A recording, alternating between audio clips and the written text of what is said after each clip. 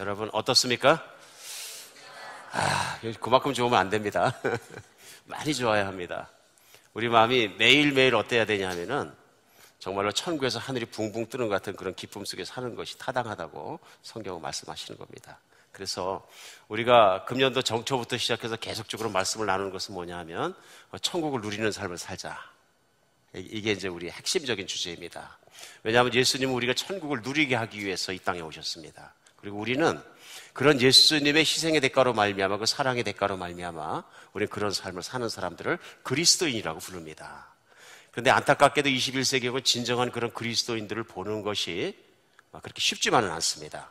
그러다 보니까 스스로에게도 물어볼 수 있습니다. 나는 오늘 내가 어떻게 생각하는가? 나는 어떻게 살고 있는가? 그러면 그저 그래. 아니면 맨날 그렇지 뭐. 이게 아니고 그리스도인의 진정한 삶은 뭐냐면 정말 좋습니다.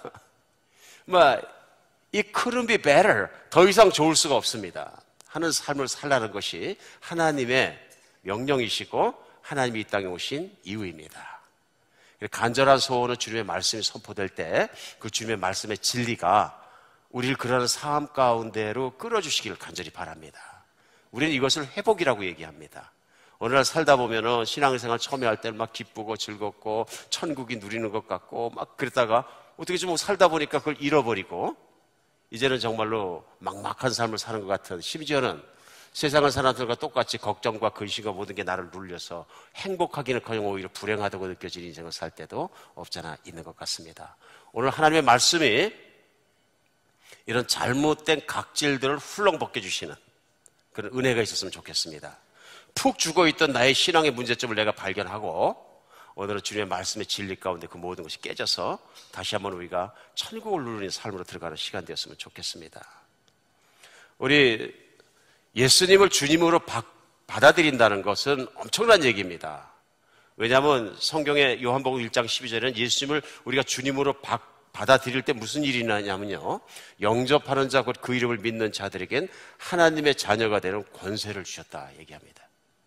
그러니까 우리가 그리스도인이 되는 것을 뭐라고 말씀하시냐면 권세라고 얘기하십니다.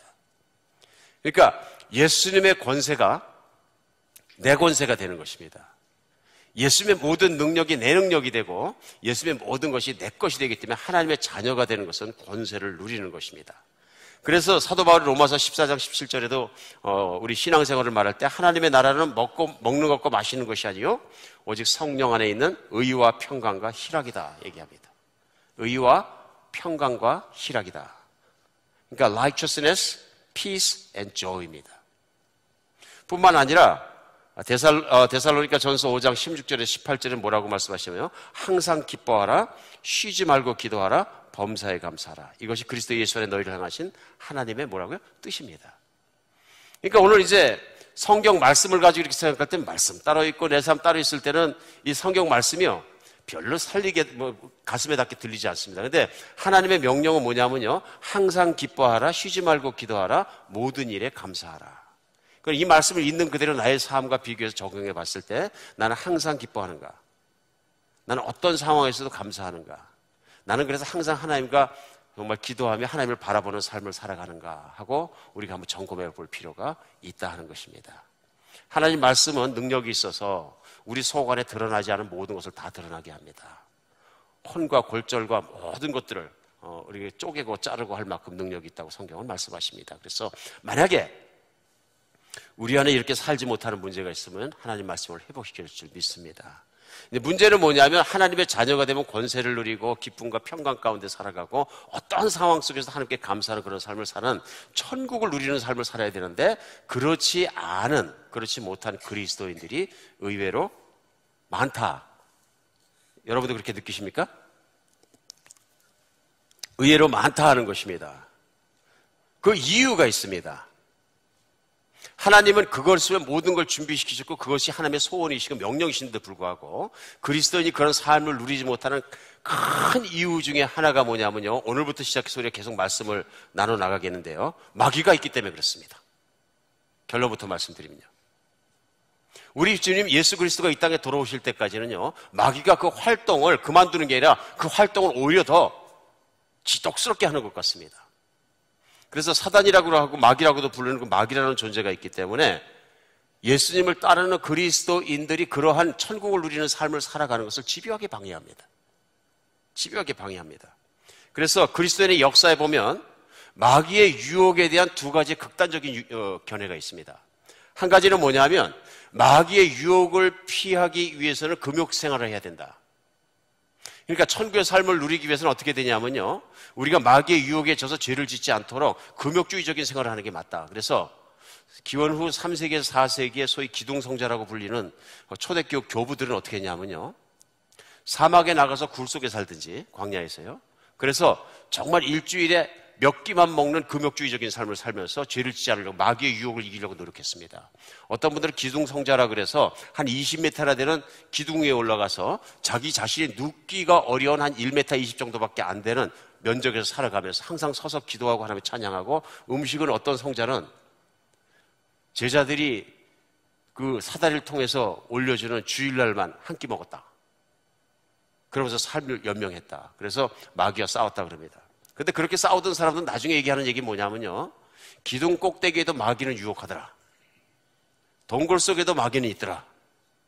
그런 얘기입니다. 그러니까 피해도 마귀는 있다. 다른 극단적인 얘기는 뭐냐면요, 어떤 사람들은 뭐라고 생각했냐면요, 일단 하나님의 자녀가 되나면은 예수 그리스도께서 그들을 이기고 다 죽이셨기 때문에 마치 폭풍이 오더라도 대기권 위에 올라가면 폭풍을 느끼지 못하는 것처럼 예수를 믿는 사람들은 그 마귀의 유혹을 받지 않는다, 이렇게 믿는 사람들이 있어요. 그건 아니죠. 왜요? 현실적으로 예수를 믿는데도 마귀의 유혹을 받습니까? 안 받습니까? 받습니다. 그래서 이거는 과거에 이미 이단으로 분류된 것입니다. 그럼에도 불구하고 오늘날도 그런 사람들이 있습니다. 이것은 이단입니다. 이런 극단적인 견해들이 있는 거예요. 그런데 우리가 알 수 있는 건 뭐냐면요, 마귀는 실제로 존재한다는 거예요. 그리스도인의 삶을 시작하고 생활을 하면서 난 마귀의 유혹을 안 받습니다. 그러면은 죄송합니다만 예수님을 믿으셨는지 안 믿으셨는지 그것부터 한번 점검해 보아야 한다. 그러면 마귀를 뭐라 그러냐면요, 요한계시록 12장 9절에서는요 온 천하를 꿰는 자라 그럽니다. 뭐라고 말씀하시냐면요, 큰 용이 내쫓기니 옛뱀 곧 마귀라고도 하고 사탄이라고도 하며 온 천하를 꿰는 자라. 그가 땅으로 내쫓기니 그의 사자들도 그와 함께 내쫓기니라. 마귀란 존재가 천국에서 내쫓긴 존재인데요, 이들을 마귀라고도 하고 사탄이라고도 옛뱀 누구예요? 곧 에덴 동산에서 아담과 이브를 꿰던 자들이라. 근데 이 자들을 뭐라 그러냐면 온 천하를 꼬이는 자라, 온 천하를 유혹하는 자다 얘기합니다. 그 온 천하라고 하면 사람을 얘기하는 건데요, 육신을 가진 모든 사람들은 다 유혹한다는 얘기입니다. 다 유혹한다. 그러니까 꿰는 자라는 얘기는 뭐냐면요, 유혹하는 자라는 얘기예요. 오늘 여러분과 제가 같이 본문으로 받은 마태복음 1장 4절은 그걸 정확하게 보여줍니다.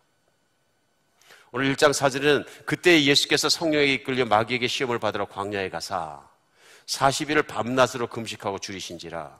시험하는 자가 예수께 나와서 이르되 내가 만일 하나님의 아들이라도 명하여 이 돌들로 떡덩이가 되게 하라. 떡덩이가 되게 하라.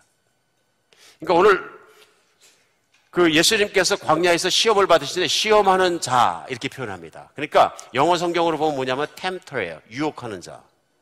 근데 조금 더 내려가면은 마태복음 45장 6장에서 좀 내려가면 그 뒤에 뭐냐면 바로 시험하는 자는 곧 사단이다, 마귀다 이렇게 얘기합니다. 마귀다. 그러니까 여기서 마귀란 얘기는 과거에만 있었던 존재도 아니고 현재만 있었던 존재가 아니고 창세기부터 시작해서 과거와 현재와 미래까지 있는 존재, 언제까지 예수님이 이 땅에 재림하시는 날까지는 마귀는 있는 존재다 하는 얘기입니다. 오늘 마태복음 4장 우리 본문을 갖다 공부하면서 최소한 우리는 분명히 배울 것이 있습니다. 무엇이냐 하면요, 예수님을 유혹하던 바로 그 유혹자, 시험하는 자, 바로 그 예수님을 정말로 꼬드기던 그 마귀가 여러분과 저도 유혹하고 있다는 사실입니다. 그래 본문에 시작하면서 1절은 뭐래? 그때에 하고 말씀하십니다. 그래 그때가 어느 때냐면요, 예수님은 30년 동안 은둔의 삶을 사셨습니다. 자신의 신분이 누구신지 무엇을 하러 오셨는지를 드러내지 않으셨습니다. 그런데 30년이 지난 다음에 예수님께서 요단강에 나오셔서 침례 요한에게 침례를 받으십니다. 침례를 받으시는 순간에 성경은 뭐라고 기록하시냐면요, 하늘에서 성령이 비둘같이 내려오고 음성이 있어 이는 내 아들이라, 이는 내 사랑하는 자라, 내가 기뻐하는 자라 말씀하십니다. 내 사랑하는 아들이요 내 기뻐하는 자라. 그래서 예수님께서 누구신가가 하나님 아버지의 음성을 통해서 온 천하에 공개되기 시작합니다. 그 얘기 뭐냐면 우리가 쉽게 얘기하는 공생애, 곧 예수님께서 이 땅에 오신 목적을 이루시는 사역을 시작하는 대관식이라고 얘기합니다. 이제 그 예수님의 신분이 다 드러나고 오신 목적이 드러나기 시작하니까 그걸 첫 번째 들은 존재는 누구예요? 마귀입니다. 마귀도 그걸 다 들은 거예요. 드디어 하나님의 아들이 오셨구나 하는 걸 아는 거죠. 그러니까 마귀가 가만히 있는 것이 아니라 마귀가 획책하고 한번 꾀를 꾸리는 것입니다. 그런데 성령님도 역사하십니다. 하나님 아버지의 뜻이 일어나도록.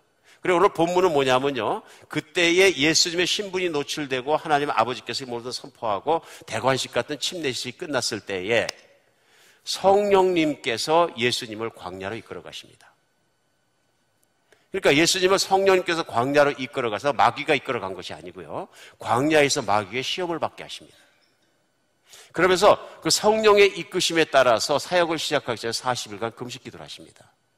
전적으로 금식 기도를 하신 거죠. 그리고 그 금식 기도를 하시고 2절에 보면 40일을 밤낮으로 금식하시니 줄이셨다. 엄청나게 배고프셨겠죠. 엄청나게요. 그랬을 때 마귀가 예수님을 찾아옵니다. 3절에 보면은 시험하는 자가 예수께 나와서 이르되 내가 만일 하나님의 아들이거든 명하여 이 돌들로 어떻게 해요? 떡덩이가 되게 하라. 예수님이 광야에서 이렇게 정말 금식하실 때 가장 절박한 건 뭐냐면요, 금식할 때 절박한 게 뭡니까? 먹는 겁니다. 제가 자주는 못합니다. 이따가 금식할 때 보면 어떤 분이 옆에 앉으셨는데 뭘 두지럭두지럭 찾으시면 먹는 건가 하는 생각이 들어요. 참 그 인간의 연약함을 할 수가 없더라고요. 그리고 어딜 가든지 먹는 게 먼저 눈에 들어옵니다. 그러니까 모든 관심이 어디 있냐면 먹는 거에 있습니다. 그 먹는 거를 잊어버리기 위해서는 한동안 세월이 흘러가요. 그러니까 먹는 게 얼마나 강한 것입니까? 제가 듣기로는 저는 그런 경험이 없는데 사막에 있는 사람들이 무리 없이 헤매다 보면 인간의 갈증 중에서 가장 빨리 오고 가장 강한 갈증이 강한 욕망이 갈증이라 그래요. 그래갖고 사막에서 사람들이 많이 보는 게 뭐냐면 신기루잖아요. 마시고 싶다는 간절한 소망이 만들어낸 게 뭐냐면 신기루예요. 그 모양만 봐도 좋다는 얘기예요. 그러니까 우리 주님이 이렇게 40일을 굶주리셨다는 얘기는 뭐냐면 먹는 것이 굉장히 힘든 시간이었다. 그 시간에 마귀가 와서 현실적인 제안을 합니다. 이렇게 다 굶고 금식을 끝까지 할 필요 뭐 있냐? 이렇게 안 해도 하나님의 아들인 것은 분명하니까 하나님의 아들이기 때문에 분명히 그 안에 능력이 있고 이 돌들로 떡으로 변해갈 수 있는 능력이 안에 있는 게 분명하다. 그러면 그렇게까지 고생하게 하지 말고 그냥 변하게 해서 그냥 먹고도 하나님의 사역을 다 할 수 있다. 고 느끼는 겁니다.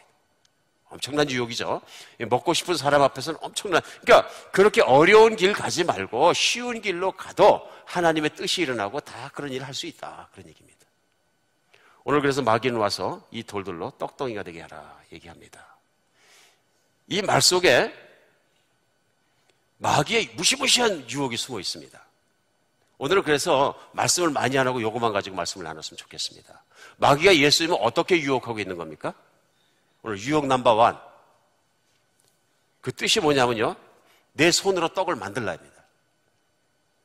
내 손으로 떡을 만들어 먹어라. 이 돌들로 떡덩이가 되라 하고 얘기합니다. 우리가 흔히 인생을 살아가면서 무슨 얘기 많이 하냐면요, 이런 얘기 많이 합니다. 그저 내 손이 효자다. 들어보셨습니까? 그 얘기가 무슨 말이에요? 역시 믿을 건 내 손밖에 없다는 얘기입니다. 확실한 것은. 그러니까 여러분과 제가 인생을 살아가면서 가장 많이 듣는 얘기가 가장 많이 믿는 게 뭐냐면요, 그래도 믿을 건 내 자신밖에 없다는 것입니다. 뭐니 해도 친구도 끝까지 믿을 게 없고 무엇도 믿을 게 없고 아무것도 믿을 게 없는데 내 자신밖에 믿을 게 없다. 예수님을 잘 모르시는 분들이 흔하게 하는 얘기가 뭐냐면요, 오늘 말씀의 제목이기도 합니다. 예수를 믿으면 떡이 나오냐 쌀이 나오냐 들어는 보셨는지요? 아주 흔하게 나오는 얘기입니다. 도대체 예수만 믿고 교회만 쫓아다니면 다 해결되냐? 이런 얘기 들어보시죠. 그러니까 오늘은 잘 생각해 봐야 되는 것이 뭐냐면요, 마귀는 사람들에게 와서 너 자신을 믿으라고 얘기합니다. 세상에 믿을 건 너 자신밖에 없다. 한번 생각해 봐라. 누가 너를 그렇게 아껴주겠느냐? 그러니까 다 거짓말이다. 이런 얘기입니다. 이 길은 무슨 길이냐면요, 여러분과 제가 예수님을 믿기 전에 다 살아왔던 길입니다. 그래서 믿을 건 나 자신밖에 없어. 부부관계도 그래. 이혼하면 남남대로인데 나밖에 믿을 게 더 있어. 자식은 별난가? 지들 다 짝 채워갖고 이제 짝 만나고 나면 다 지들밖에 없더라고. 많이 들어보셨는지요? 생각을 해보셨는지요? 전공적으로 누가 남습니까? 전공적으로 내가 남습니다. 믿을 건 나밖에 없구나. 정말 그렇습니다. 이 세상을 살아가면서 마귀가 우리에게 던지는 가장 설득력 있는 그 제안과 유혹들은 뭐냐면요, 현실적인 제안들입니다. 현실적으로 생각해봐. 믿을 게 자신밖에 더 있어? 이런 음성 들으신 적 있어요? 싱긋이 우셨어요. 많이 들었다는 얘기입니다. 한국에 있는 어느 목회자가 간증하시는 거예요. 교회에 예수님을 만나서 마음이 뜨거워지고 그냥 모든 것이 막 예수님을 위해 살겠습니다, 이런 뜨거운 부부가 있어서 너무 좋았는데, 그러니까 뭐 새벽 기도도 한 번도 안 빠지고 나오시고 교회 열심히 섬기시고 근데 이분의 기도 제목이 뭐였냐면, 하나님, 제가 하나님이 돈을 많이 주시는 그런 복을 체험해 봤으면 좋겠습니다. 그래갖고 이분이 작은 사업을 시작했는데 하나님께서 진짜 복을 주셔갖고, 여러분 새벽 기도 계속 나오면 그대로 복 주십니다. 복을 주셔갖고 작은 사업이 점점 불같이 붙으면서 커지기 시작했어요. 점점 커지기 시작하더니 큰 사업이 되고, 큰 사업이 또 이렇게 이제 또 자꾸 번지서 또 지점을 내고 뭐를 내고 더니 막 그냥 한국 전국에 전 세계로 막 하는 그런 사업가가 되셨다. 근데 이 목사님이 가만히 지켜보면서 걱정이 생기셨어요.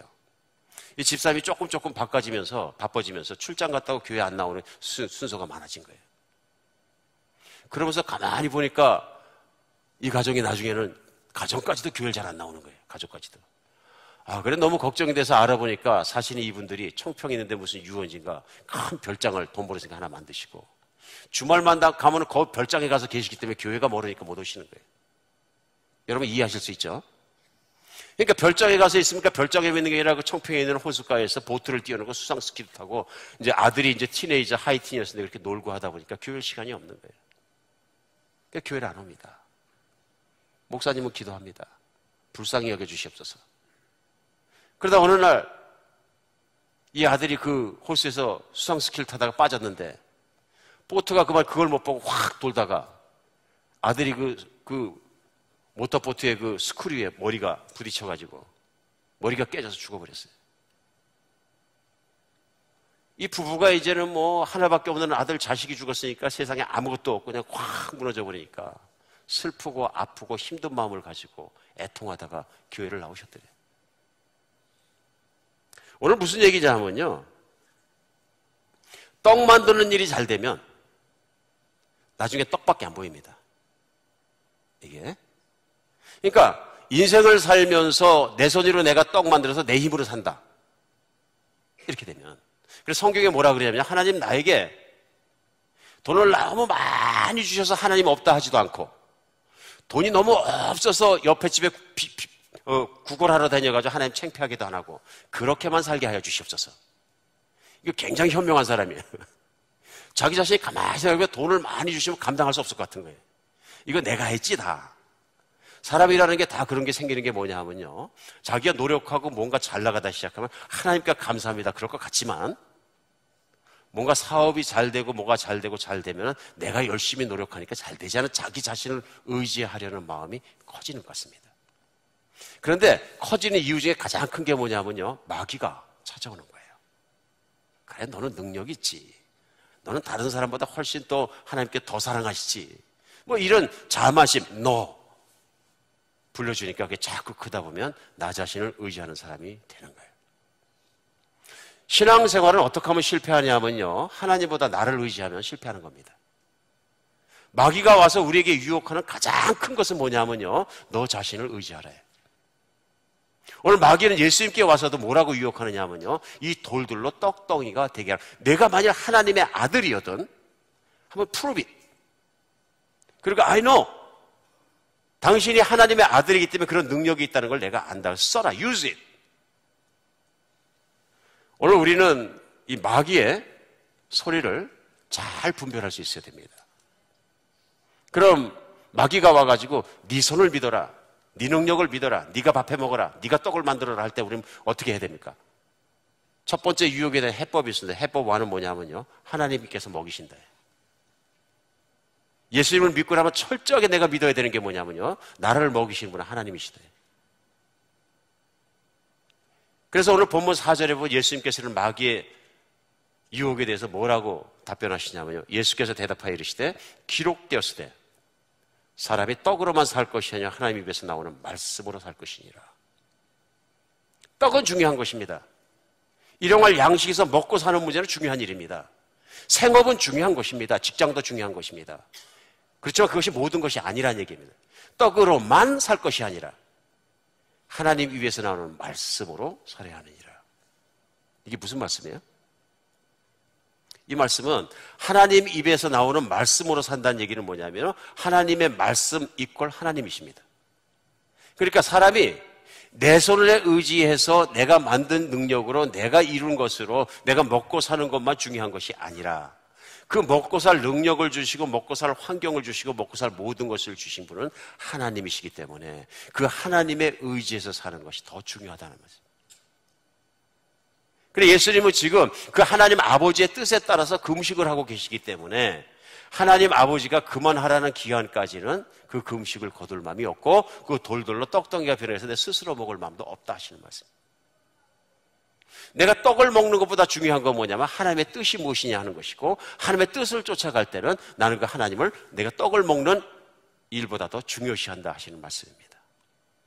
오늘 그렇기 때문에 우리에게 항상 중요한 것은 뭐냐면요, 항상 나를 살게 하시는 분이 누구시냐 하는 것을 믿고 알고 살아가는 것입니다. 시편 104편 14절로 15절에 이런 말씀이 나옵니다. 그가 가축을 위한 풀과 사람을 위한 채소를 자라게 하시며 땅에서 먹을 것을 나게 하셔서 15절 사람의 마음을 기쁘게 하는 포도주와 사람의 얼굴을 윤택하게 하는 기름과 사람의 마음을 힘있게 하는 양식을 주셨도다.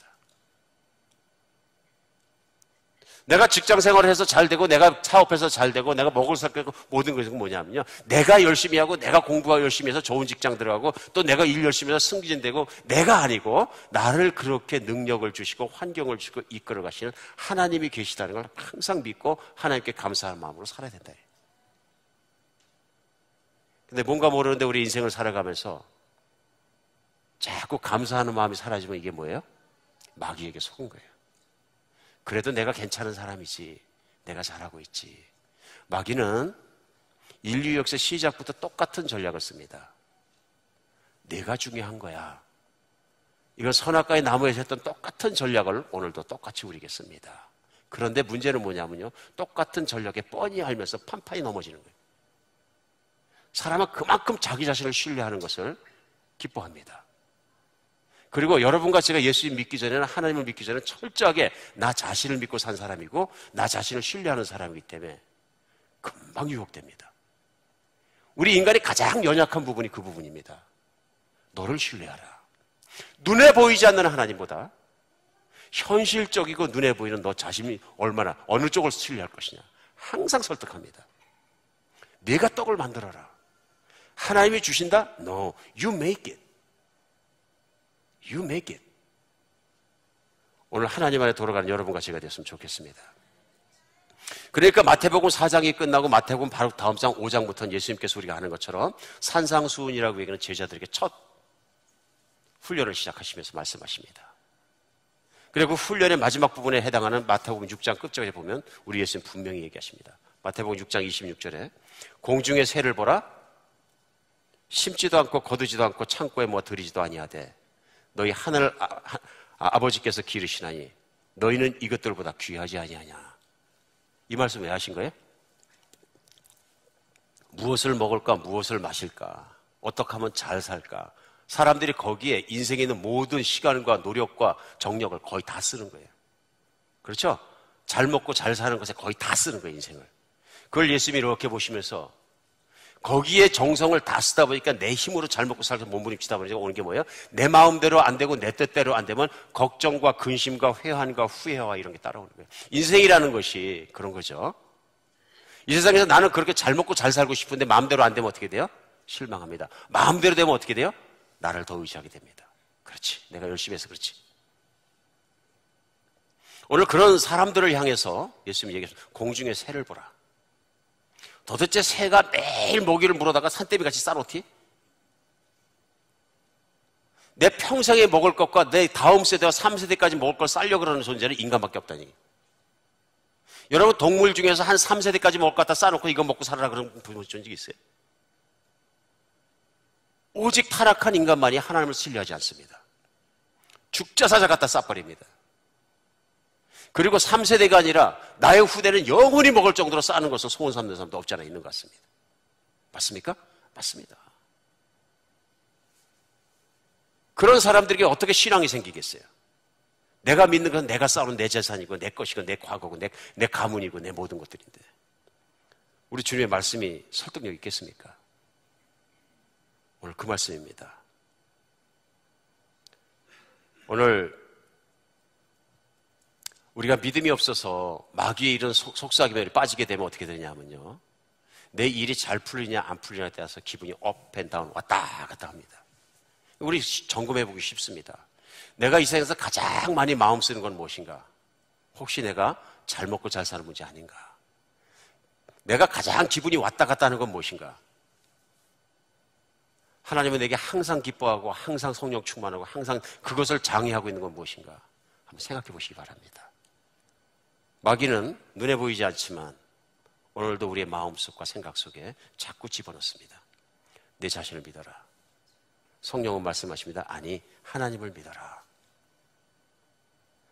오늘 본문은 두 번째 유혹을 분명히 얘기합니다. 위험한 유혹입니다. 첫 번째는 내 손으로 떡을 만들어라. 너 자신을 신뢰하라고요. 두 번째는 뭐냐 하면요, 유혹 넘버 2, 우선 떡이 있어야지. 그래도 우선은 떡이 있어야 그런 얘기입니다. 다 중요하지만 떡이 제일 중요하지, 이런 얘기입니다. 그렇죠? 뭐니 해도 인생에 잘 사는 길은 잘 먹고 잘 사는 것밖에 더 있냐, 이런 얘기입니다. 아니, 누가 뭐라 그래도 잘 먹고 잘 살면 되는 거 아니야? 1970년대부터 한국에서 저는 기억합니다. 무슨 일이 일어났냐면요, 이 강남 부흥이 일어나기 시작했습니다. 그때 기억하시죠? 그때 어릴 때 강남에 나가면 뭐가 있었냐면요, 기밀체육관만 하나 뻘떡 서 있고 말죽거리나 이런 데는 아무것도 없었어. 벌판이었어요. 과수원에다가 그때 뭐예요? 오물을 갖다가 이렇게 농부들이 메고 나와가지고 그 오물 갖다가 야채밭에 줘가지고 키우고 그런 데 땅이었죠. 지금 뭐 압구정동 지금 유명한 데가 어디입니까? 다 그런 데들, 강남에 있는 거 다 그런 땅들이었다고요. 기가 막힌 얘기죠. 아주 싸구려 땅들이었어요.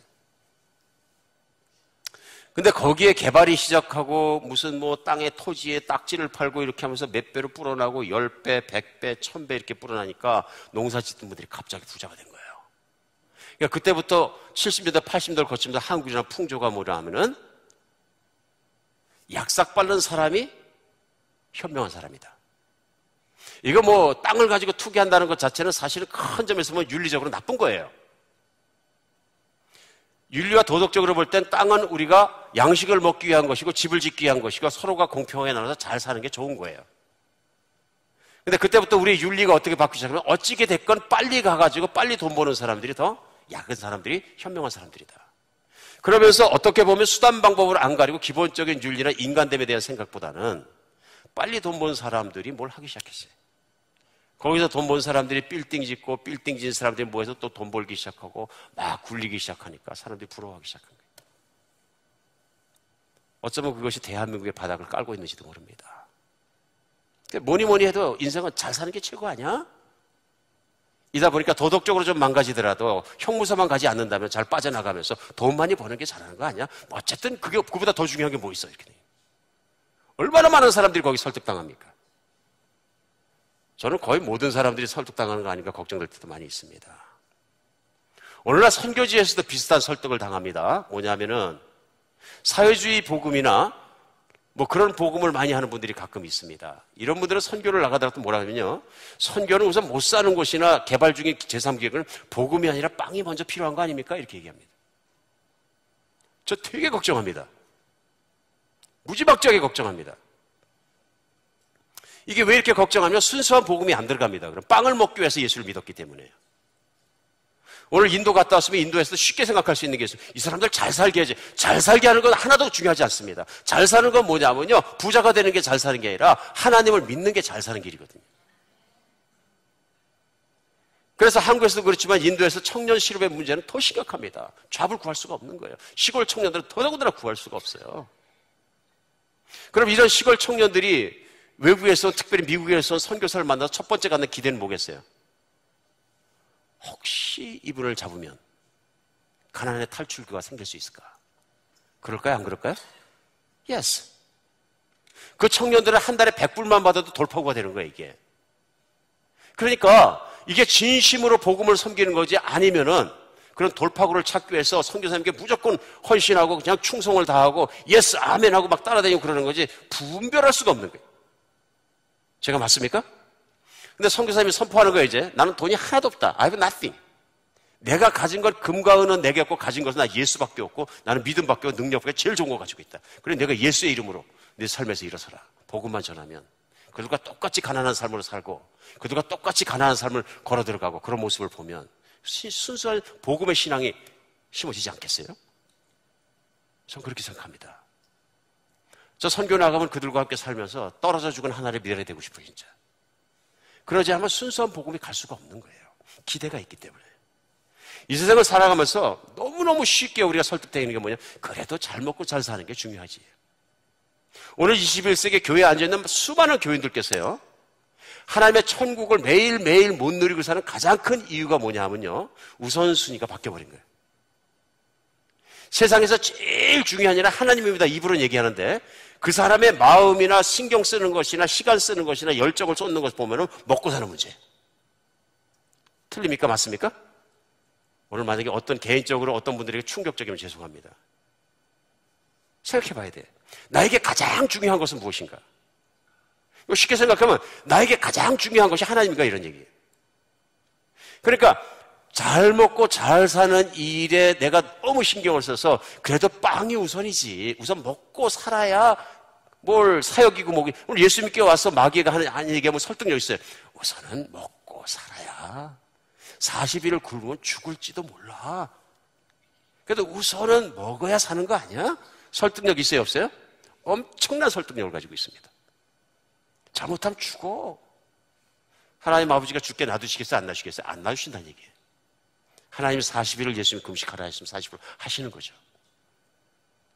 그래서 하나님의 뜻을 따라가는 길을 마귀가 와서 자꾸 방해하는 거예요. 자꾸 방해하는 거예요. 그리고 예수님께서도 마지막 시대에 살아갈 때 마지막 시대에 있는 교인들이 가장 많이 실족하고 천국에 못 따라가는 이유를 뭐라고 하시냐면요, 먹고 마시고 시집가고 장가가는 것 때문에 못 들어간다고 하셨어요. 이 세상에 있는 그리스도인들을 꼬이는 가장 큰 적은 뭐냐면 다른 것이 아니에요. 뿔을 달는 마귀가 아니고요, 그 마귀가 설득하는 일상성, 매일매일 내가 하는 일에 미쳐 하는 얘기예요. 그래서 마태복음 24절에 마지막 날에 예수님이 재림하실 때 그 말씀하시면서 뭐라고 하시냐면요, 37절에서 39절입니다. 노아의 때와 같이 인자의 임함도 그러하리라. 홍수전에 노아가 방주에 들어가기 전날까지 사람들이 먹고 마시고 장가들고 시집가고 있으면서 홍수가 나서 그들을 다 멸하게 깨닫지 못하니 인자의 임함도 그와 같으리라. 예수님이 재림하실 때 노아의 방주가 뜰 때하고 똑같다는 얘기예요. 노아는 프리처라고 얘기합니다. 설교자라고요. 노아가 복음을 가지고 이제 세상이 망한다, 하나님이 물러서 멸망시켜주고 모든 게 망할 때 방주로 들어오지 않으면 죽는다, 산중턱에다 방주를 지어놓고요, 돌아다니면서 얘기한 거예요. 얼마를요? 120년간 지었으니까요. 그 긴 기간 동안 복음을 전한 거예요. 하나님이 방주 속에 들어 구원의 길을 열어주셔도 다 웃는 거예요. 그리고 그들이 왜 웃었느냐 하면요, 정신 나간 소리다. 120년밖에 안 남았던 먹고 마시고 즐기는 게 더 중요하지 왜 하나님께 가는 게 더 중요하냐. 그러니까 먹고 마시고 즐기고 시집가고 장가가고 일상적으로 살아가는 잘 먹고 잘 사는 문제가 하나님의 말씀을 듣는 것보다 훨씬 중요해진 거예요. 예수님 그 말씀하시는 거예요. 내가 재림에서 와서 봤을 때 사람들이 먹고 마시고 잘 살고 잘 먹고 잘 사는 일 때문에 미쳐 돌아가기 위해서 하나님의 뜻을 못 따르는 사람들이 거의 다일 것이다. 실제 그날의 노아의 때 방주에 들어간 사람만 사는 것처럼 그런 광경이 똑같이 일어날 것이다 하고 경고하시는 것입니다. 먹고 마시고 시집가고 장가가는 게 나쁜 겁니까? 그런 얘기가 아닙니다. 그것이 가장 중요해졌다는 얘기입니다. 하나님보다 중요해졌기 때문에 하나님의 말씀이 안 들린다는 얘기입니다. 순종하라 그러면 먹고 마시고 내가 잘 먹고 잘 살이 더 중요하기 때문에 거기서 순종이 안 되는 것이에요. 잘 먹고 잘 사는 것에 해가 오면은 하나님을 따르면 좋은 일인지 알면서도 그 길을 안 가는 거예요. 그게 제한이에요. 그럼 망한다는 얘기예요. 마귀의 소리란 얘기예요. 유혹이란 얘기입니다.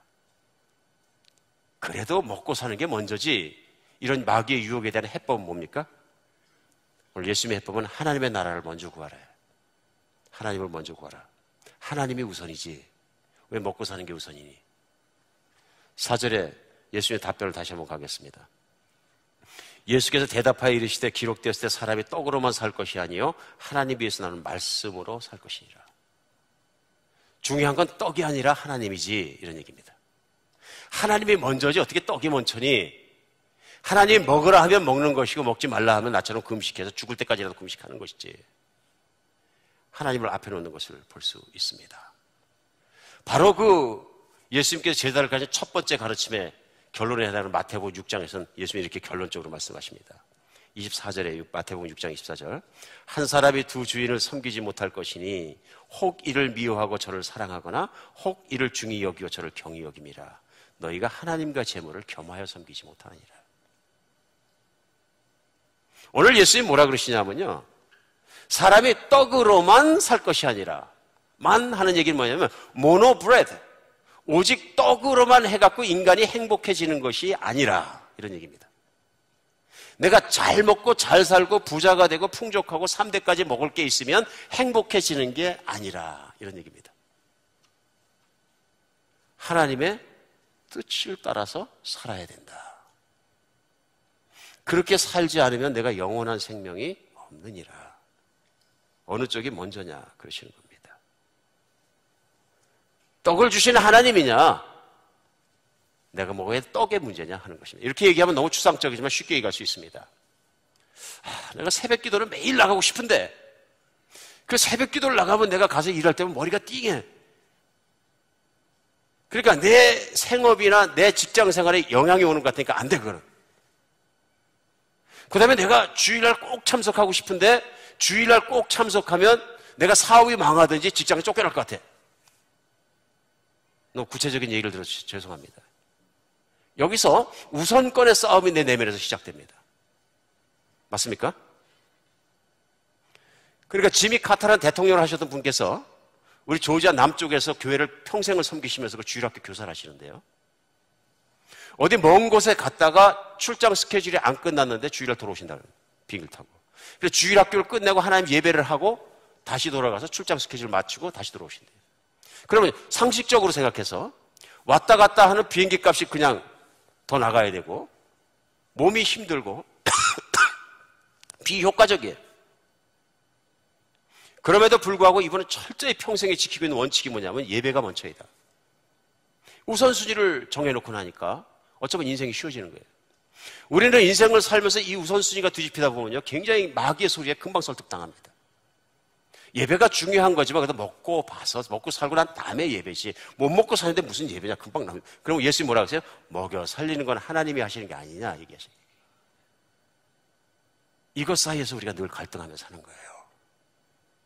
이거를 내가 쳐서 복종시켜서까지라도 내가 하나님 쪽으로 방향을 틀지 못하니까 늘 허덕대는 인생, 힘든 인생을 사는 것이라고 하나님 말씀하시는 거죠. 매일같이 내가 천국을 누리지 못하는 가장 큰 이유는 뭐냐면 마귀에게 속은 거예요. 마귀에게 속은 거예요. 오직 하나님을 바라볼 때 이길 수 있는 거죠.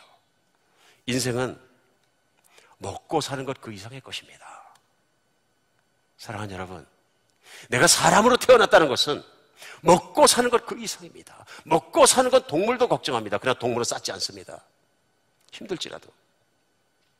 인간만이 3세대까지 먹는 모든 것을 쌓아놓은 것을 행복이라고 생각하고 미친 듯이 뛰는 존재입니다. 하나님은 그것을 타락이라고, 불신앙이라고 얘기하십니다. 하나님을 믿지 않기 때문에 그 자의 안에는 부자가 됐을지언정 평안이 없다고 얘기하십니다. 그렇게 많이 쌓아놨을지라도 오늘 내가 네 생명을 끄집어가고 지옥에 들어가면 그게 너한테 뭐가 유익하겠느냐 말씀하십니다. 우리는 유혹을 이기신 예수님을 바라봐야 합니다.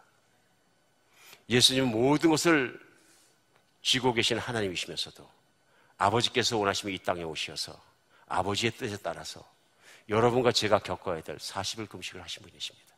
오늘 본문의 현장이 그것입니다. 이게 무슨 얘기냐 하면요, 첫 번째 아담과 이브가 이런 마귀의 유혹에 넘어가서 하나님을 버리고 자기 스스로를 믿기로 결정합니다. 그리고 당장 좋아 보이는 먹음직하고 보암직한 것을 따먹습니다. 떡이 먼저지 이겁니다.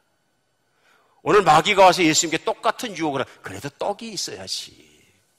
하나님 아버지의 말씀대로 40일 다 채우는 것보다는 네 능력이 있으니까 돌덩이를 떡 떼서 먹고 살아야 또 하지.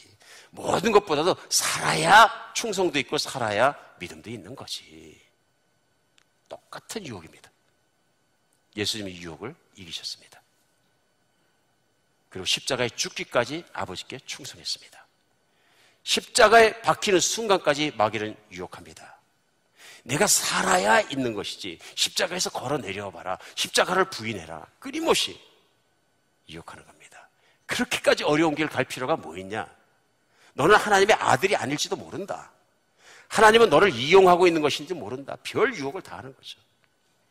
예수님 묵묵히 아버지여 내 소원대로 마옵시고 아버지의 뜻대로 하옵소서. 십자가에 죽기까지 충성하시니까 두 번째 오신 아담, 완벽한 육신을 가졌던 예수 그리스도는 육신을 가지고 계셨지만 하나님께 완전히 충성한 함에 인정을 받아서 부활되시고 보좌 우편에 앉으신 것입니다.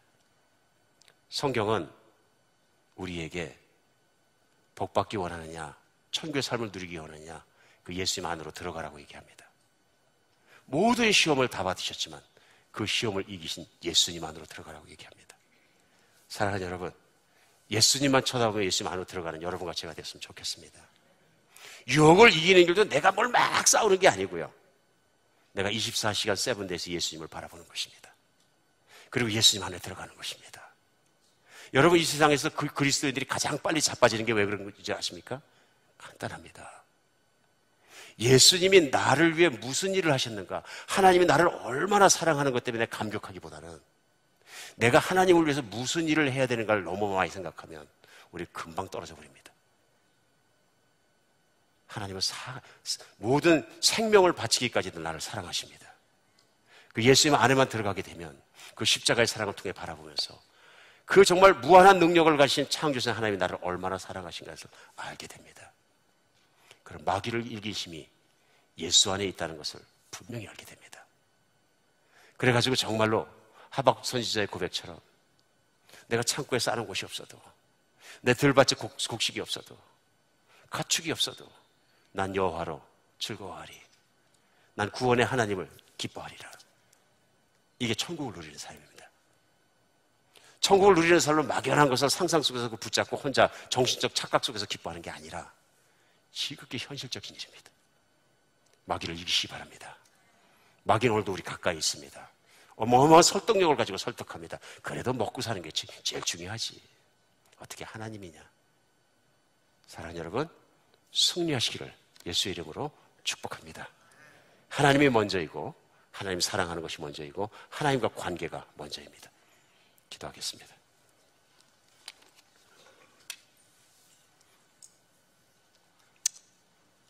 예, 하나님, 오늘 하나님의 말씀은 진리이십니다. 이 진리의 말씀이 마귀의 모든 괴계와 유혹과 거짓말을 맑게 드러나게 하여 주시옵소서. 하나님, 저희가 순간순간 세상 살아가면서 이런 마귀의 유혹에 속지 않게 도와주시옵소서. 저희 자신을 의지한다거나 먹고 사는 문제가 가장 중요하다고 생각한다거나 정말 그런 마귀의 모든 설득으로부터 자유케 하여 주시옵소서. 나를 위해 십자가에 달리시고 나를 위해 모든 것을 승리하신 예수 그리스도를 매일매일 바라보면서 예수님 안에 있는 그 영화로움과 기쁨을 매일 누리는 저희 되게 하여 주시옵소서. 그래서 내가 힘들 때나 쉬울 때나 가졌을 때나 갖지 못했을 때나 내가 건강할 때나 병들었을 때나 똑같이 천국을 누리게 하여 주시옵소서. 그리스도 예수 이름으로 기도합니다.